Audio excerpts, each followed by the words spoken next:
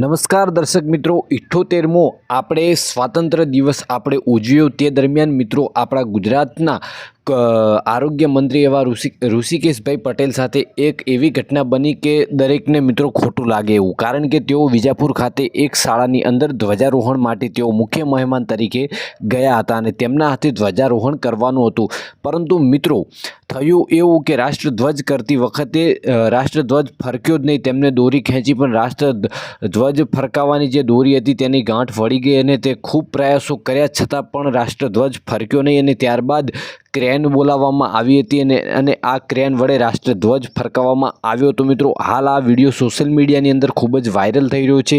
તો મિત્રો તમારું શું કહેવાનું થાય છે આ ઘટના વિશે? તમારું મંતવ્ય કોમેન્ટમાં જરૂરથી જણાવજો, કારણ કે હાલ સોશિયલ મીડિયાની અંદર ઠેર ઠેર આ વિડીયો વાયરલ થઈ રહ્યો છે કે જેમાં ઋષિકેશભાઈ પટેલથી રાષ્ટ્રધ્વજ ફરકતો નથી અને કોઈ ખામીના લીધે ક્રેન બોલાવી અને એક માણસને ઉપર ચડાવી રાષ્ટ્રધ્વજ ફરકાવવામાં આવી રહ્યો છે. તો મિત્રો આ વિશે તમારું શું કહેવાનું થાય છે? તમારો મંતવ્ય કોમેન્ટની અંદર જરૂરથી જણાવજો. મિત્રો વિડીયો આખો જોજો અને મિત્રો આ વિડીયો ગમે તો અમારી ચેનલને સબસ્ક્રાઈબ કરવાનું ભૂલતા નહીં અને વિડીયોને જેમ બને તેમ આગળ શેર કરો. મિત્રો તમારો મંતવ્ય કોમેન્ટની અંદર જણાવજો.